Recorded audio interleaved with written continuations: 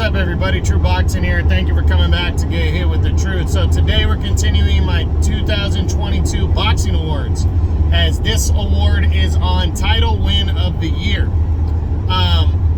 Before we get into it, guys, if you could, I would really appreciate if you smash the like button, subscribe to the channel, or leave a comment.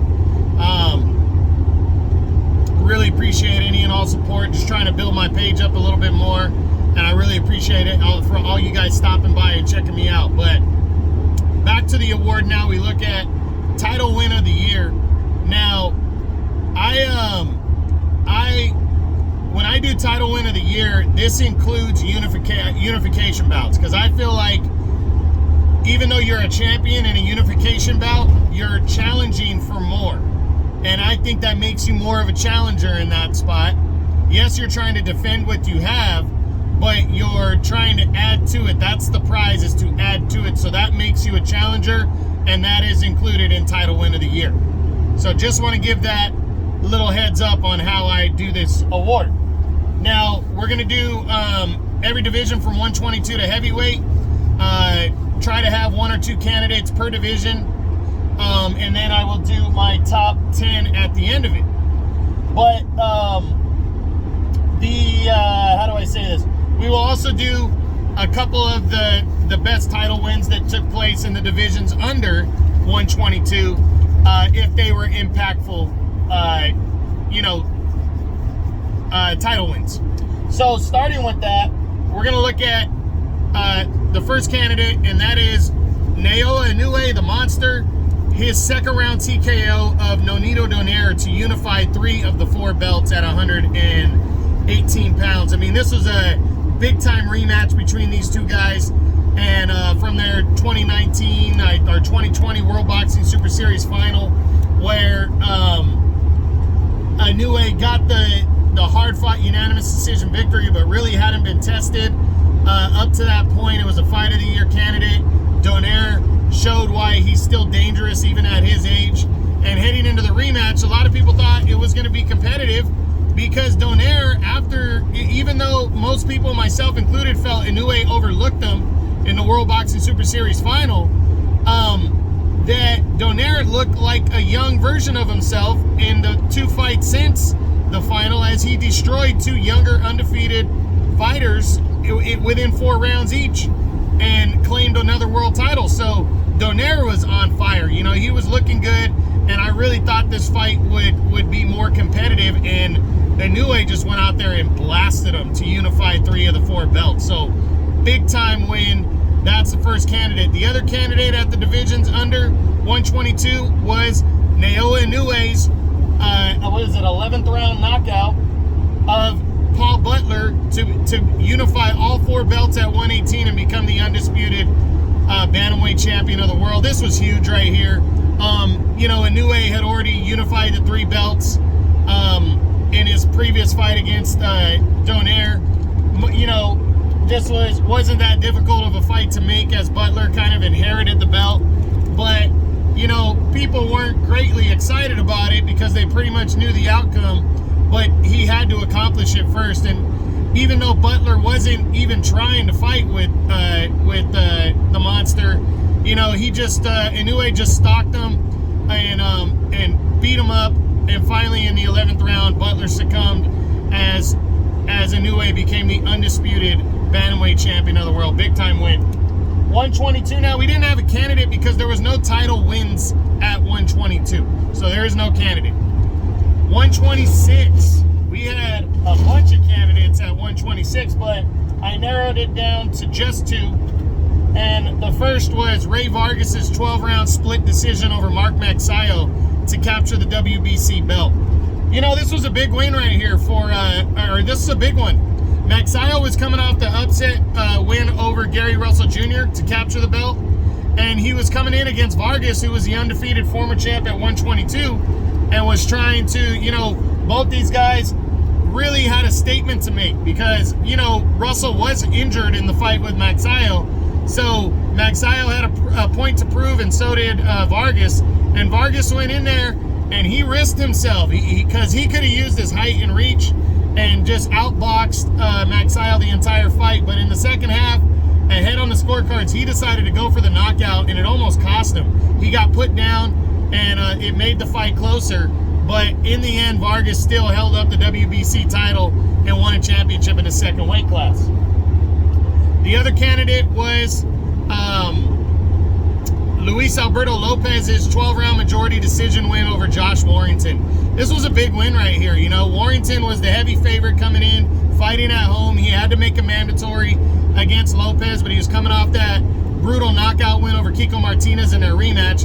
Lopez just wanted to prove himself, and through 7-8 rounds, he was really had really built up a solid lead. But you know, he almost lost it. Another one. Warrington closed the fight strong. The last 4 rounds, he really poured it on, showing how great a shape and how bad he wanted it. Almost stopped Lopez in the last couple rounds, but Lopez held on, showed his strength, and on enemy territory, he captured his first world title. Big time win right there for Lopez. 130. First candidate, Shakur Stevenson's dominating 12-round unanimous decision over the undefeated Oscar Valdez as he unified the WBO and WBC titles. This was a huge fight that everybody wanted to see since the end of 2021, and everybody knew that it would, you know, that these were the top 2 guys at 130, and the winner would unify belts and become the man.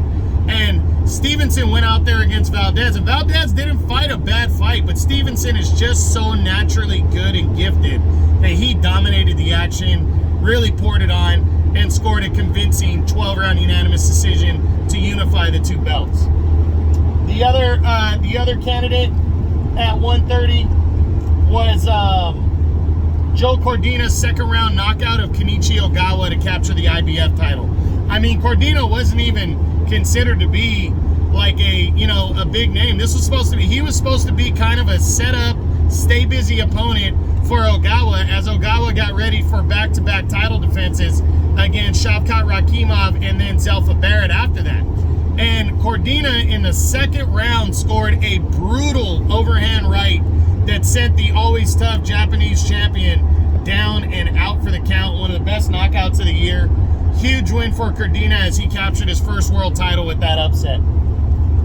135, we only have one candidate because there was only one title win, and that was Devin Haney for his convincing 12-round unanimous decision victory over George Kambosos Jr. to unify all 4 belts and become the undisputed lightweight champion of the world.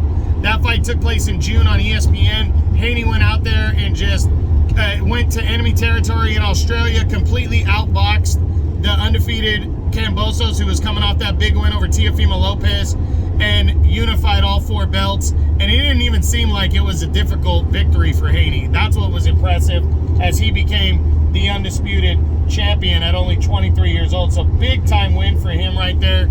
Very impressive. And now he's he became world champion with that. 140. First candidate was Regis Prograis for his 11th round knockout win over Jose Zepeda to capture the vacant WBC junior welterweight title. Prograis and Zepeda, I mean, it was supposed to be, well, first off, it was supposed to be Josh Taylor against Jose Zepeda. Taylor decided to move on and fight Jack Catterall in a rematch, so he vacated instead of making a mandatory against Zepeda. Then Zepeda was supposed to fight Jose Ramirez in a rematch, and Ramirez decided to marry his fiance and wait for the winner of Zepeda and Prograis. Prograis finally getting an opportunity for the first time since his lone defeat to Josh Taylor back in 2019. And he went out there and took full advantage as he just broke down a very good Jose Zepeda, walked through Zepeda's shots, and ended up scoring an impressive 11th round knockout win as he captured his second world title with that and really skyrocketed himself up at 140. The other candidate at 140 pounds was Alberto Puello's 12-round split decision win over Batir Akhmedov to claim the vacant WBA junior welterweight title. Heading into this one,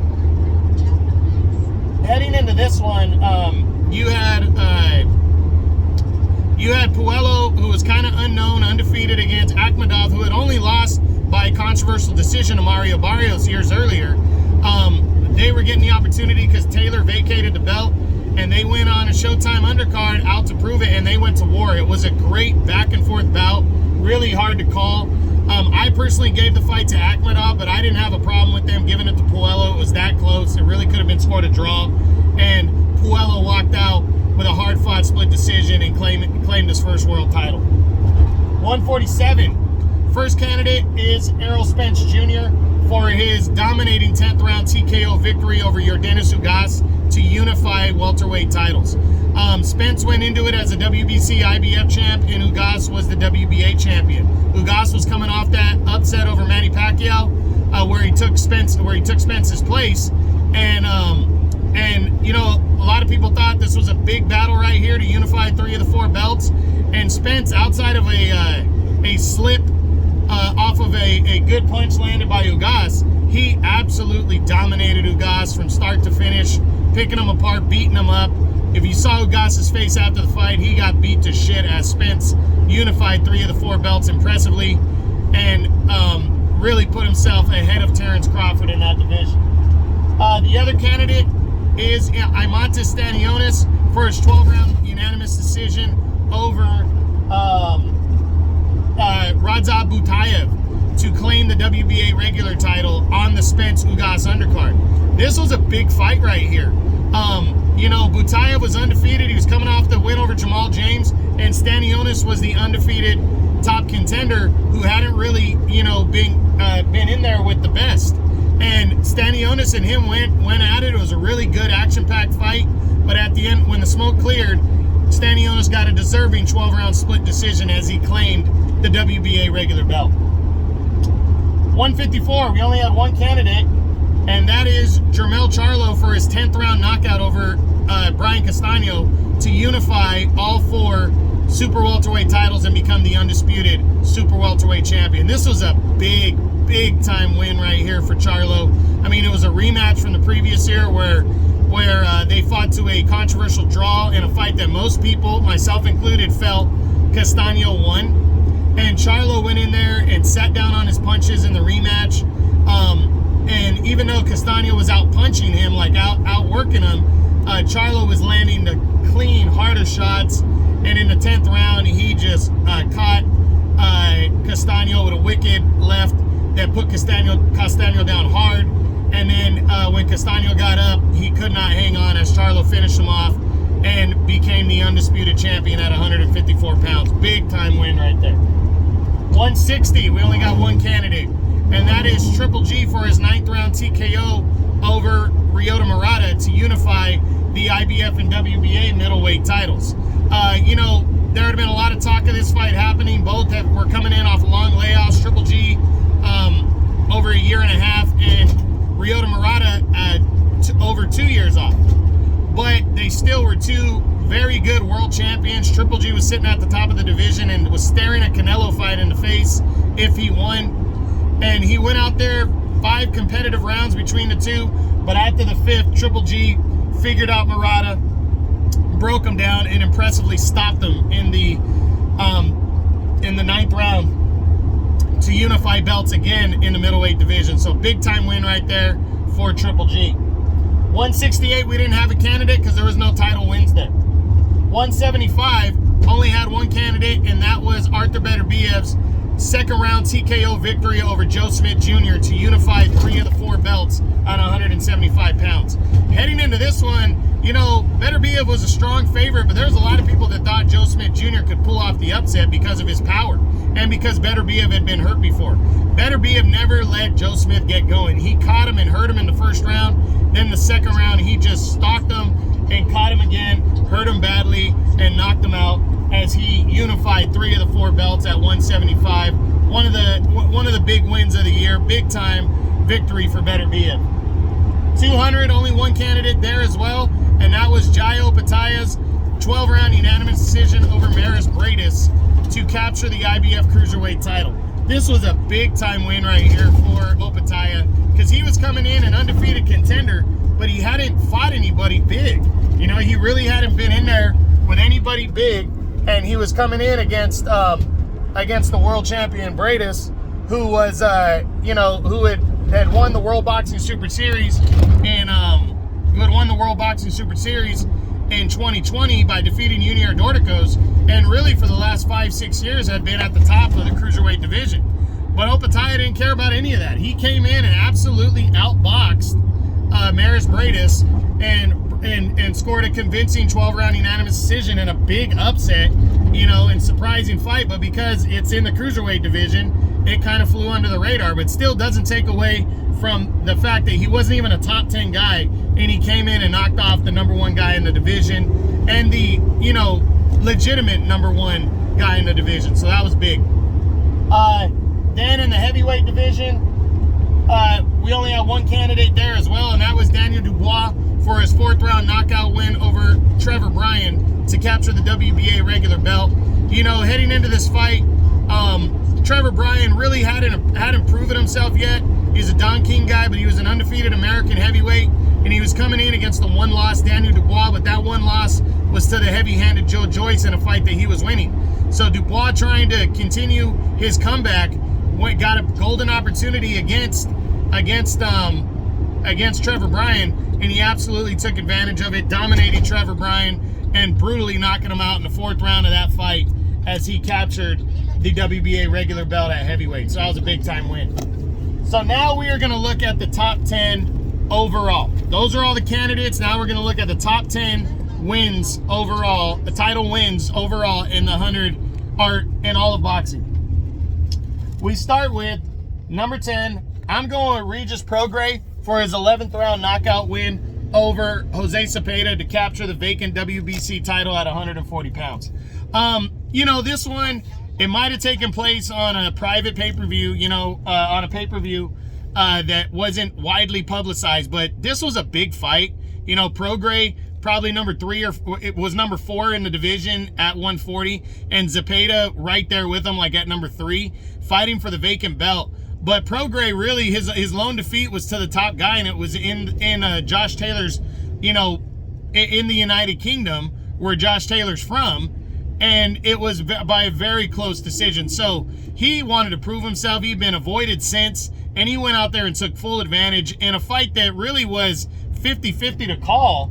He absolutely, broke down and convincingly dominated Jose Cepeda, very good fighter, and knocked him out to claim the belt at 140, and is now number 2 with a bullet. And many people, if they fought again, would probably pick Prograis to beat him, and I would too. So that's why this one breaks the top 10 for me.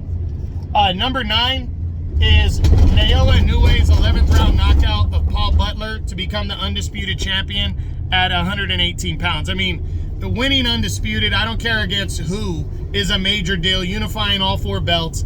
And this was a completely one-sided fight, in a fight that he was a heavy favorite at home. He very easily could have overlooked Butler, but Butler didn't even look like he wanted to fight, as Inoue just broke him down and knocked him out and claimed and made history, becoming the undisputed champ. So, big win right there. That's number 9. Number 8 goes to Triple G's 9th round TKO victory over Ryota Murata to unify the IBF and WBA middleweight titles at 160 pounds.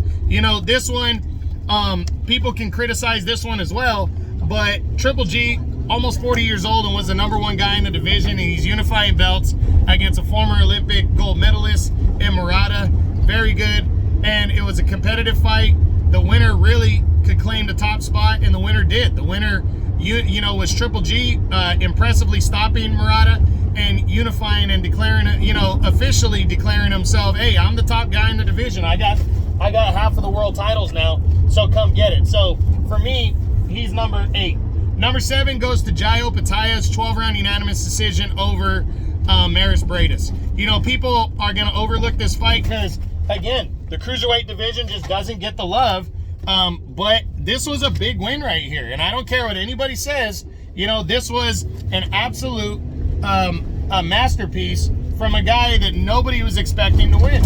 And he went out there, Opetaia did, and wasn't even a top 10 guy, and scored the upset by convincing fashion over Mairis Briedis, and captured the the title and moved himself straight into the number 1 spot. I mean, that's how good that's how convincing he was, and that's how good Mairis Briedis has been, that he was able to just take the number 1 spot with one fell swoop and single victory. So big win right there.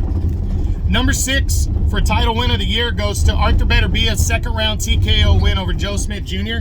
to unify light heavyweight titles at 175. I mean, this was looked at as an absolute banger. It was the number 1 guy in Beterbiev at 175. You could argue number 2. And the number 3 guy, Joe Smith Jr. in the WBO champ. And the hard-hitting guy that a lot of people felt had a very solid chance of scoring a knockout. And Beterbiev just wiped him out. Knocked him out in just 2 rounds to unify belts. Number 5, Shakur Stevenson's 12-round unanimous decision over Oscar Valdez to unify titles at 130 pounds. I mean, again, I discussed it earlier. This was a big fight. Both undefeated champions. They were coming off of big victories in 2021, and they were sharing the ring to determine the top guy and to unify 2 of the 4 belts at 130. And Stevenson went out there and clinically just outboxed and got in Valdez's face and beat him up. It was a good, strong performance as Stevenson unified belts impressively. So that was number 5. Number 4 goes to Devin Haney's 12-round unanimous decision over George Kambosos Jr. to become the undisputed lightweight champion of the world. You know, I picked Haney to win this fight, but I thought it was going to be close because, you know, I didn't feel that Kambosos was a full-on one-hit wonder, but, because he was undefeated, but he was also fighting at home, and Haney was so young, and Haney went over there and looked like it wasn't even that difficult for him. He absolutely outboxed Kambosos, and scored a convincing 12-round unanimous decision. So for me, that was number 4 on the year. Number 3 goes to Naoya Inoue's second-round TKO of Nonito Donaire to unify 3 of the 4 belts at 118 pounds bantamweight. I mean, Inoue, the monster, again, this was a rematch, and a lot of people were thinking that it was going to be competitive again, but Inoue went out there and proved that he likely was overlooking Donaire the first time around. And he went out there and just blasted Nonito, a Hall of Famer, great fighter, who also had wiped the floor with 2 other guys that were undefeated fighters on the rise to claim that 3rd belt and to make this a unification bout. And I think in hindsight, it's even bigger because it led to Inoue fighting for the undisputed title, which he won. So that was a big win for Inoue. That is the 3rd title win of the year. Number 2 for title win of the year, I gave it to Errol Spence Jr.'s 10th round TKO of Yordenis Ugas. This was big. I mean, if Crawford and Spence happens, it's because this fight happened first. And Spence went out there and just dominated Yordenis Ugas after Ugas was coming off the win over Pacquiao. So Spence had something to prove. He wanted to unify 3 of the 4 belts, and he went in there and absolutely picked apart and beat up Yordenis Ugas. To unify 3 of the 4 belts. Ugas is a very good fighter too, so it's not like he was just a pushover.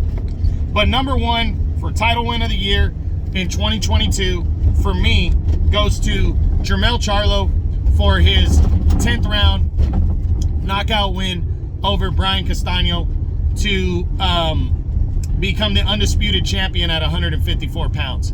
The reason I'm so big on this fight is because it was a rematch of a fight that ended in a controversial draw that I felt like Castano won, but I felt like Charlo closed the fight strong the first time around, and Charlo made the adjustments he needed to make. I mean, Castano went out there and fought pretty much a similar style that he fought the first time that should have got him the victory in my eyes, even though it was close. And this time Charlo just decided to stand in the pocket and counter and sit down on his punches more, and you could see him break Castano down throughout the fight, hurt him at times, and finally in the 10th round he finished him off and left no doubt who the better man was, and he became the undisputed champion in the process. Brian Castano, no pushover, undefeated fighter, and it was just a great performance by Charlo. Career best win as he became the undisputed champ at 154 and made history. So to me, that is my 2022 title win of the year, Jermell Charlo's 10th round knockout of Brian Castano to become the undisputed super welterweight champion. So I hope you guys enjoyed the video, as this was my 2022 title win of the year as my boxing awards continue. If you did, smash the like button, leave a comment, subscribe to the channel. I appreciate any and all support. This is True Boxing. You've been hit with the truth.